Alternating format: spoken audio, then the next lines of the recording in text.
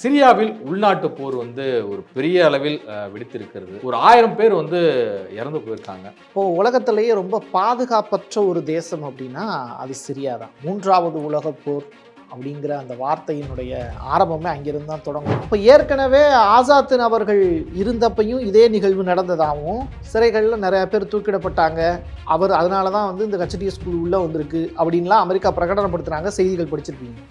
இப்போ ஹெச்டிஎஸ் குழு இருக்கும்போது அதே நிகழ்வு தானே நடந்திருக்கு. யார் எதிரி, தன்னுடைய எதிரி யார் அப்படின்னு அந்த நாட்டு மக்களுக்கே தெரியாது. அதுதான் அங்கே இருக்கக்கூடிய சிக்கல்.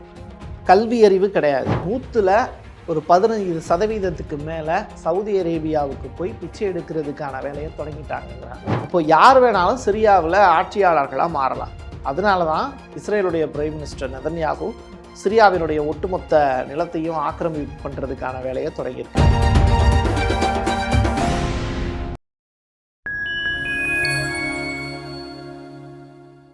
ஃபைன் டைம் வாய்ஸ் நேயர்களுக்கு வணக்கம். நான் உங்கள் சங்கீத் துகன். நம்ம சிறப்பு நிகழ்ச்சியில் நம்மோடு இணைந்திருக்கிறார் மதிப்பிற்குரிய பத்திரிகையாளர் திரு பிரசாத் அவர்கள். வணக்கம். வணக்கம். எப்படி சார் இருக்கீங்க? நலமா இருக்கேன். நீங்கள் நல்லா இருக்கீங்களா? சிரியாவில் உள்நாட்டு போர் ஒரு பெரிய அளவில் வெடித்திருக்கிறது. அதிலும் குறிப்பாக இப்போ நம்ம பேசிகிட்டு இருக்கிற நேரம் வர ஒரு 1000 பேர் இறந்து போயிருக்காங்க. அதுவும் பொதுமக்கள் பலர் இறந்து போயிருக்க பார்க்குறோம். நாடு முழுக்க பல்வேறு இடங்களில் பார்த்தீங்கன்னா மனித உடல்கள் சிதறி கிடக்கும் அவலம் காணப்படுது. முதல்ல இந்த போருக்கான பின்னணி குறித்து சொல்லுங்கள் சார். சிரியா அப்படிங்கிற அந்த நாட்டில் இருந்து தான் 3வது உலகப் போர் அப்படிங்கிற அந்த வார்த்தையினுடைய ஆரம்பமே அங்கிருந்து தான் தொடங்கும்னு பல தடவை நம்ம ஃபைன் டைம் மீடியாவில் நான் பதிவு செஞ்சுருக்கேன். அதுக்கான காரணம் என்னென்னா, அந்த நாட்டினுடைய நிலப்பரப்பு. அந்த நாட்டில் தான் ரஷ்ய படைகள் இருக்குது, அமெரிக்க படைகள் இருக்குது, இஸ்ரேல் படைகளும் இப்போ கோலன் குன்றுகள் 1967 நடந்த அந்த போருக்கு பிறகு அவங்களும் கைப்பற்றி வச்சுருக்காங்க. இப்போது உலகத்திலேயே ரொம்ப பாதுகாப்பற்ற ஒரு தேசம் அப்படின்னா அது சிரியா தான். சரி, ஏற்கனவே சிரியாவினுடைய சுதந்திரம் அடைஞ்ச காலகட்டத்தில் இருந்து அந்த ஏற்கனவே அதிபராக இருந்து இப்போ ரஷ்யாவில் போய் தஞ்சம் அடைஞ்சிருக்கார்ல அந்த சிரிய அதிபர், முன்னாள் அதிபர், அவருடைய அப்பா காலகட்டத்தில் இருந்தே அது ரொம்ப பதற்றமான ஏரியாவாக தான் இருந்தது. அப்போது அந்த நிலப்பரப்பை எப்படியாவது ஆக்கிரமிச்சிடணும் அப்படின்னு சொல்லி இஸ்ரேல் பெரிய அளவில் முயற்சி பண்ணுறாங்க. அந்த இடத்துக்கு அமெரிக்காவும் போட்டி போட்டுக்கிட்டு இருக்கு. அமெரிக்கா டைரெக்டாக சிரியாவை எடுத்துக்கிறேன்னு சொல்ல முடியாது. இஸ்ரேல் மூலியமாக தான் அந்த ஆட்டத்தை ஆடுவாங்க. அப்போது இஸ்ரேலுக்கும் பாலஸ்தீனத்துக்கும் இடையில நடக்கக்கூடிய பஞ்சாயத்தை திசை திருப்புவதற்காக அங்கே ஒரு பெரிய மாற்றத்தை கொண்டு வர வேண்டிய தேவை இருந்துச்சு. நீங்கள் லெபனான் அப்படிங்கிற ஒரு கண்ட்ரி, இப்போ தான் அங்கே ஆட்சி மாற்றம் நடந்திருக்கு. புதிய பிரைம் மினிஸ்டர் தேர்ந்தெடுக்கப்பட்டிருக்காரு, பிரசிடெண்ட்டும் தேர்ந்தெடுக்கப்பட்டிருக்காரு, ஜோசப் அப்படின்னு சொல்லிட்டு ஒரு நபர். அப்போது நீங்கள் ஈரானில் இருந்து ஆயுதங்கள் எல்லாமே நீங்கள் சிரியாவை கடந்து தான் லெபனானுக்கு கொண்டு போய் சேர்க்க முடியும். அப்போது இவ்வளவு பெரிய ஒரு ட்ராவல் பண்ண வேண்டியது இருக்குது. அது ஈரானுக்கு பெரிய நெருக்கடியை உண்டாக்கணும் அப்படிங்கிறதுக்காக அமெரிக்கா என்ன பண்ணுறாங்கன்னா, சிரியாவில் இருந்து தானே லெபனானில் இருக்கக்கூடிய ஹிஸ்புல்லா படைகளுக்கு அந்த ஆயுதங்கள் போகுது. அப்போ சிரியாவிலேயே ஆட்சி மாற்றத்தை உண்டாக்கினா என்ன அப்படின்னு சொல்லி தான் ஏற்கனவே அதிபராக இருந்தவரை தூக்குடா அப்படின்னு சொல்லி ஹெச்டிஎஸ்ன்னு சொல்லிட்டு ஒரு குழுவை தூக்கி உள்ளே கொண்டு வந்தாங்க. பஷார் அல் ஆசாத் அதனால தான் கட்டப்பட்டார். அதனால தான் அவர் விரட்டப்பட்டு அவர் குடும்பத்தோட இப்போது நாடு கடத்தப்பட்டு டைரெக்டாக ரஷ்யாவில் போயிருக்கார். இப்போது ஹெச்டிஎஸ் குழு அவங்களுக்கான ஹெட்டு உள்ளே உட்காந்துருக்காங்க. இப்போது இந்த ஹெச்டிஎஸ் குழு ரஷ்யாவுக்கு ஆதரவாக சில வார்த்தைகளை அவ்வப்போது பதிவு செய்கிறாங்க. ரஷ்யாவுக்கு டைரெக்டாக தூதர்களை அனுப்பிச்சாங்க. ரைட்டா? இந்த வேலையை அவங்க செய்ய தொடங்கின உடனே தான் டைரெக்டாக ஹெச்டிஎஸ் குழுவையும் ஆப்படிக்கணும் அப்படின்னு சொல்லி தான் இஸ்ரேல் இப்போது அல் மால் அப்படின்னு சொல்லிட்டு இஸ்ரேலில் இருந்து சிரியாவினுடைய பகுதி ஒரு 8 கிலோமீட்டரை தாண்டி சிரியாவுக்குள்ள தன்னுடைய படைகளை போய் வச்சாங்க ஒரு 2 டேஸ்க்கு முன்னாடி. இப்போ நீங்கள் சொல்கிறீங்களே 1000 பேருக்கு மேலே பிண குவியலாக கிடக்கிறாங்க அப்படின்னு. இப்போ ஏற்கனவே ஆசாத்தின் அவர்கள் இருந்தப்பையும் இதே நிகழ்வு நடந்ததாகவும், சிறைகளில் நிறைய பேர் தூக்கிடப்பட்டாங்க, அவர் அதனால தான் இந்த ஹெச்டிஎஸ் குழு உள்ளே வந்திருக்கு அப்படின்லாம் அமெரிக்கா பிரகடனப்படுத்துனாங்க, செய்திகள் படிச்சிருப்பீங்க. இப்போ ஹெச்டிஎஸ் குழு இருக்கும்போது அதே நிகழ்வு தானே நடந்திருக்கு. அதே ஆசாத் குழுவுக்கும் ஹெச்டிஎஸ் குழுவுக்கும் இடையில நடக்கக்கூடிய உள்நாட்டு போரால் பாதிக்கப்பட்டது யாருன்னு கேட்டால் சாதாரண அப்பாவி பொதுமக்கள் தான். அப்போ இவ்வளவு பெரிய நீண்ட நெடிய வரலாறு அப்படிங்கிறது ஒரு ஆயுத கடத்தல், ஒரு சுதந்திரம், 3ஆம் உலகப் போருக்கான அத்தியாயம்னு இந்த சிரியாவை சுற்றி ஒரு சிக்கலான ஒரு சிலந்தி வலை பின்னி கிடக்கு. சரிங்களா? இப்போது இதை களை எடுக்கக்கூடிய வேலை அப்படிங்கிறத யாராலையும் செய்ய முடியாது. ரஷ்யா உங்கள் பஞ்சாயத்தை வேண்டாம் அப்படின்னு ஒதுங்கி ஓடிட்டாங்க.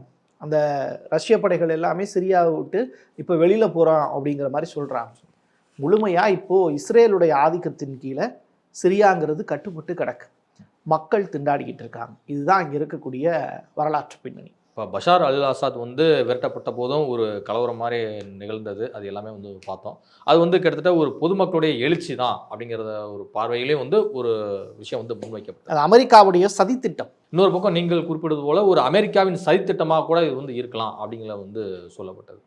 இன்றைக்கு பஷார் அல் ஆசாத் அவருடைய குடும்பம் வந்து டோட்டலாக வந்து வெட்டி அடிக்கப்பட்ட பிறகு அந்த நாட்டினுடைய தற்போது நிலை வந்து மீண்டும் ஒரு உள்நாட்டு போரை ஆரம்பிச்சிருக்கு அப்படின்னா அங்கே ஒரு இயல்பாகவே ஒரு மக்கள் வந்து ஒரு பாதுகாப்பற்ற ஒரு நிலையில் தான் இருக்கிறதா தோணும். ஆமாம், யதார்த்தமான விஷயம் தானே. உங்களுக்கு சிறைக்குள்ளேயே வந்து குடும்பம் நடத்துகிறாங்க, சிறைக்குள்ளேயே பிள்ளை பிறக்குது, சிறைக்குள்ளேயே அந்த குழந்தை வந்து வளருது, அவனுக்கு படிப்பறிவு கிடையாது, அவனுக்கு வரலாறு மட்டும்தான் சொல்லிக் கொடுக்கப்படும். சிரியாவினுடைய வரலாறு சொல்லிக் கொடுக்கப்படும். உன்னைய பாரு, எந்த குழு அவனால் வந்து துன்பப்படுறதோ, அந்த குடும்பத்துக்கு துன்பத்தை விளைவிக்கிறாங்களோ அவங்க அந்த குழுவுக்கு எதிரியாக மாறுவாங்க. அவன் கையில் வளர்ந்ததற்கு பிறகு துப்பாக்கிகள் கொடுக்கப்படும். அதை வச்சு அவன் தாம் தூம் அப்படிங்கிற வேலையை பார்த்துக்கிட்டு இருப்பான். இதுதான் இங்கே சிரியாவில் இல்லை. எதுக்காக போராடுறோம் அப்படிங்கிறதே தெரியாமல் தொடர்ச்சியாக கையில் துப்பாக்கி கிடைச்ச உடனே எதிர்த்தாப்பில் இருக்கக்கூடிய நபரை பார்த்து சுடக்கூடிய நிலை தான் சிரியாவில் இருக்கக்கூடிய யதார்த்தமான கல்வி அறிவாக இருக்குது. அங்கே யார் தனக்கு எதிரி அப்படிங்கிறதே மக்களுக்கு உண்மையிலேயே தெரியாது. இன்னமும் நம்ம தமிழ்நாட்டில் போய் சிரியாவை பற்றி ஏதாவது ஒரு விஷயம் தெரியுமா அப்படின்னு நீங்கள் யார்ட்டையாவது கேட்டிங்க அப்படின்னா மக்களுக்கே தெரியுமான்னா அங்கேயே ஒரு உள்நாட்டு கலவரம் தான் நடந்துக்கிட்டு இருக்கு. ஒரு தெளிவான வரையறை அப்படிங்கிறதே வந்து கிடையவே கிடையாது மக்கள்கிட்ட. யார் எதிரி, தன்னுடைய எதிரி யார் அப்படின்னு அந்த நாட்டு மக்களுக்கே தெரியாது. அதுதான் அங்கே இருக்கக்கூடிய சிக்கல். கல்வி அறிவு கிடையாது. இதுதான் அங்கே இருக்கக்கூடிய பெரிய பிரச்சனை. மக்களுக்கு நீங்கள் அடிப்படையாக இருக்கக்கூடிய அந்த கல்வியையும் அவங்களுடைய அந்த யதார்த்தமான அந்த விஷயங்களை புகுத்துனீங்கன்னா மட்டும்தானே அடுத்த ஸ்டெப்புக்கு அவங்க முன்னேறி வருவாங்க. ஸோ அந்த இடத்த பிளாக் பண்ணுறாங்க அங்கே இருக்கக்கூடிய ஆட்சியாளர். இப்போ இந்த சிரியாவில் வந்து மோதல் ஏற்பட்ட பகுதினா எதை குறிப்பிடலாம் சார்? மிக முக்கியமாக அல்மால் அப்படிங்கிற பகுதி தான். அந்த அல்மால் அப்படிங்கிற பகுதியில் தான் டோட்டலாக வந்து வேறு எந்த பக்கமும் நீங்கள் மூவ் ஆக முடியாது. இப்போ ஒரு பாலம் இருக்குது அப்படின்னா அந்த பாலத்தினுடைய 2 புறம் தான் இருக்கும் ஒரு பாலத்துக்கு, இல்லையா? இங்கேருந்து என்ட்ராகிறது, திருப்பி அங்கேருந்து வர்றது. ஒரு பெரிய பாலம் இருக்குது அப்படின்னா இதுதான் வழி. ஸோ அந்த இடம் தான் வந்து அல்மால் அப்படிங்கிற பகுதி தான் ரொம்ப முக்கியமான பிளேஸு. அந்த பிளேஸில் தான் இப்போது இஸ்ரேல் போய் அங்கே உக்காந்துருக்காங்க. அங்கேருந்து வெளியேற மாட்டோம்னு சொல்லிட்டாங்க. ஹெச்டிஎஸ் குழுவுக்கும் ஆசாத் குழுவுக்கும் இடையில இப்போ உள்நாட்டு போரை ஏற்படுத்தி அதன் மூலிமா குளிர்காய நினைக்குது இஸ்ரேல். அதான் விஷயம். இப்போ இஸ்ரேல் வந்து ஏற்கனவே பாலஸ்தீனத்தின் மீது வந்து பல அடுக்கடுக்கான போர்களை வந்து தொடுத்தது. காசாவில் கிட்டத்தட்ட ஒரு 43,000க்கும் மேற்பட்ட மக்கள், பெண்கள், குழந்தைகள் எல்லாருமே வந்து கொடூரமான முறையில் வந்து கொல்லப்பட்ட சம்பவங்கள் வந்து பார்த்தோம். தற்போது சிரியாவை வந்து குறிவைக்க என்ன காரணம் சார்? இஸ்ரேல் தொடர்ச்சியாக இஸ்ரேலுக்கு வேறு வழி கிடையாது. அவங்க எப்படி சொல்கிறது, ஒரு பூனை நீங்கள் பார்த்தீங்கன்னா அது வந்து ஒரு கடைசி நேரத்தில் வந்து புலியாக மாறும் அப்படிம்பாங்க. ஏன்னா வாழ்வினுடைய கடைசி பகுதி, இதுக்கு மேலே வந்து நம்ம வாழ்கிறதுக்கான வாய்ப்பு இல்லை அப்படிங்கிற ஒரு சுச்சுவேஷன் இருக்கும். அந்த டயத்தில் வந்து பூனை வந்து புலியாக மாறும். நீங்கள் எந்த ஒரு மிருகம் போனீங்கனாலும் சரி பூனைக்கிட்ட நெருங்கவே முடியாதுங்கிற மாதிரி சுச்சுவேஷன். ஸோ 1948 எப்போ சுதந்திரம் கிடச்சதோ அன்னையில் இருந்து இன்ன வரைக்கும் இஸ்ரேலுடைய தலைக்கு கீழே டைம் பாம் அப்படிங்கிறது அடிச்சுக்கிட்டே தான் இருக்குது. இது எப்போனாலும் வெடிக்கும், இது அவங்களுக்கே தெரியும். ஸோ இப்படிப்பட்ட நிலையில் வந்து இஸ்ரேல் எடுத்திருக்கக்கூடிய பெரிய ஆயுதம் தான் ஆக்கிரமிப்பு அப்படிங்கிற விஷயம். வெஸ்ட் பேங்க் ஏரியாவை ஆக்கிரமித்ததுலேருந்து தொடர்ச்சியாக இன்றைக்கி பாலஸ்தீனத்தை கைப்பற்றணும் அப்படின்னு துடிக்கிற வரைக்கும் அவங்களுடைய எதிர்பார்ப்பு ஈகர் எல்லாமே அமெரிக்கா கிட்டேருந்து ஆயுதம் வாங்கி அதை பக்கத்து நாடுகளுக்கு வந்து பயன்படுத்தி அந்த நாட்டினுடைய நிலப்பகுதியை ஆக்கிரமிக்கிறது தான். கோலன் குன்றுகளை கைப்பற்றினாங்கன்னு சொன்னேன்ல, இப்போ அதே மாதிரி சிரியாவினுடைய ஒட்டுமொத்த பகுதியையுமே வளர்ச்சி போடுவதற்கான பெருந்திட்டம் தான் இஸ்ரேலுடைய பிரதமர் நெதன்யாகு செய்யக்கூடிய சூழ்ச்சி. இப்போ சிரியா மக்கள் வந்து என்ன மாதிரியான ஒரு மனநிலையில் வந்து இருக்காங்க? இப்போ இஸ்ரேலுக்கு எதிராக ஒரு மனநிலையில் இருக்காங்க. நீங்கள் குறிப்பிடுவது போல் எதிரியே யாருன்னு அவங்க ஃபிக்ஸ் ஆகாத ஒரு முடிவில் வந்து இருக்காங்க. எதிரியே யாருங்கிறது தெரியாத ஒரு சூழலை தான் மக்கள் இருக்காங்கன்னு குறிப்பிடுறீங்க. நீங்கள் சிரியாவில் இருக்கக்கூடிய மக்களில் இப்போது 100ல் ஒரு 15% மேலே சவுதி அரேபியாவுக்கு போய் பிச்சை எடுக்கிறதுக்கான வேலையை தொடங்கிட்டாங்கங்கிறாங்க. கேட்கவே ஷாக்காக இருக்குல்ல. அதுதான் சவுதி அரேபியாவுக்கு போய் பிச்சை எடுக்கக்கூடிய ஒரு சூழலுக்கு அவங்க தள்ளப்பட்டிருக்காங்க. காரணம் என்னென்னா, சிரியாவில் அங்கே வாழுவதற்கு தேவையான வாய்ப்புங்கிறது இங்கே இல்லை. நீங்கள் சிரியாவில் இருக்கக்கூடிய மக்கள் தொகையில் ஒரு குடும்பத்தில் ஒரு 4 பேர் இருக்காங்கன்னா, அந்த 4 பேரில் 2 பேர் சிரியாவிலேயே தான் இருப்பாங்க. மீதி 2 பேர் வளர்ந்த குடிமகள் இருக்காங்கன்னா அவங்கள வேற ஒரு நாட்டுக்கு பிழைப்புக்காக அனுப்பிச்சிடுவாங்க. அது எதுக்காக அப்படின்னா, சர்வைவலுக்காக. நான் என்னுடைய வீட்டையும் இங்கே இருக்கக்கூடிய குடும்பத்தையும் இங்கே இருக்கக்கூடிய இனக்குழுவினுடைய வளர்ச்சியையும் நான் பார்த்துக்கிறேன். அடுத்த தலைமுறையை வளர்க்குறதுக்கான வேலையை நான் பார்க்குறேன். ஒரு பொண்ணு இருக்குது, அந்த பொண்ணுக்கு பையன் இருப்பான், குட்டி பையனோ குட்டி பொண்ணோ இருப்பான். அவங்கள வளர்க்குறதுக்கான வேலையை சிரியாவில் இருக்கக்கூடிய ஒரு தாய் வந்து அங்கேருந்து செய்வாங்க. தகப்பனோ இல்லை மாமனாரோ அவங்கெல்லாம் என்ன பண்ணுவாங்க, சிரியாவினுடைய வேற ஒரு பகுதிக்கு போயோ இல்லை வெளிநாடுகளுக்கு போயோ பிழைக்கக்கூடிய வேலையை செய்வாங்க. சரிங்களா? இப்போது சிரியாவில் முழுவதுமாக இஸ்லாமிய மதம் அப்படிங்கிறது பரவி கிடக்கு. இப்போது இந்த மதத்தின் அடிப்படையில் அவங்க சவுதி அரேபியாவுக்கு போவது எளிதாக இருக்கும். அதன் காரணமாக அவங்க சவுதி அரேபியாவுக்கு போகிறாங்க. அங்கே நம்ம ஆளுங்க ஒட்டகம் மேய்க்கக்கூடிய வேலையை அதிக அளவில் செய்கிறதுனால பாகிஸ்தானில் இருந்து அதிகமான அளவில் பிச்சைக்காரர்கள் சவுதி அரேபியாவுக்கு ஏற்றுமதி செய்யப்பட்டாங்க. அதே மாதிரி இப்போ சிரியாவில் இருந்தும் அதிகமான அளவில் உழைக்கிறதுக்காக போகிறவங்க வேலை இல்லாமல் சவுதி அரேபியாவில் பிச்சை எடுத்து சாப்பிடக்கூடிய நிலைக்கு தள்ளப்பட்டிருக்காங்கங்கிறது உண்மையிலேயே வேதனையான செய்தி தான். இந்த பஷார் அல் அசாத் விரட்டப்பட்ட பிறகு அங்கே ஆட்சி மாற்றம் வந்து ஏற்பட்டது. இந்த ஆட்சி மாற்றத்தின் போது வந்து சீனா என்ன மாதிரியான ஒரு பார்வை வந்து முன்வைத்திருக்கு சிரியா மீது? நீங்கள் சீனாவையும் சிரியாவையும் கம்பைன் பண்ண முடியாது. அது வந்து தனி செக்டார். அது சீனாவை பொறுத்தளவில் இதுக்குள்ளேயே என்ட்ராக மாட்டாங்க. ஏன் அப்படின்னா, எப்போ அமெரிக்கா வந்து தைவான் பிரச்சனையையும் பிலிப்பைன்ஸை பற்றிய பிரச்சனைகளையும் கிளப்புதோ அப்போ மட்டும்தான் இந்த சிரியாவை பற்றிய பேச்சுக்கள் வந்து வரும். சரிங்களா? அதனால் சீனா வந்து சிரியாவினுடைய நோக்கம் வந்து அவங்களுக்கு கிடையாது. அவங்களுக்கு அவங்களுடைய பக்கத்து தேசத்தை பற்றி மட்டும்தான் கவலை. தைவானை பற்றியும் பிலிப்பைன்ஸை பற்றி மட்டும் கவலை தான் அவங்களுக்கு. ஸோ அவங்க சிரியாவை பற்றிய அக்கறை கிடையாது. ரஷ்யாவுக்கு சிரியா மீது ஒரு பெரிய ஈர்ப்பு இருக்குது. காரணம் என்ன அப்படின்னா, அங்கே இருக்கக்கூடிய நிலப்பகுதியில் ரஷ்யாவினுடைய படைகள் ஒரு காலகட்டத்தில் இருந்தது, இன்னமும் இருக்குது. அதனால பக்கத்து நாடாக இருக்கக்கூடிய லிபியாவுக்கு இப்போது ரஷ்ய படைகள் டிரான்ஸ்ஃபர் ஆகிருக்காங்கங்கிறது தான் இடையில கிடைச்ச செய்தி. இப்போ சிரியாவில் நடக்கக்கூடிய வன்முறைகளை கட்டுப்படுத்த அந்நாட்டு அரசு என்ன மாதிரியான நடவடிக்கைகளை எடுத்திருக்கு, மற்ற உலக நாடுகள் வந்து இதை எப்படி கட்டுப்படுத்தணும் அப்படின்னு அந்த நாட்டில் இப்போ யார் ஆட்சி பண்ணிக்கிட்டு இருக்கா? அந்த நாட்டில் இதுக்கு முன்னாடி வந்து தீவிரவாத குழு அப்படின்னு சொன்ன ஹெச்டிஎஸ் குழுவினுடைய தலைவர் தான் அந்த பையன். வந்து பார்த்தீங்கன்னா அவனுக்கு ஒரு 36லேருந்து 40 வயசு. ரொம்ப சின்ன வயசுலேயே வந்து ஒரு பொறுப்புக்கு வந்திருக்காப்புல, பொறுப்பு கொடுத்துருக்காங்க.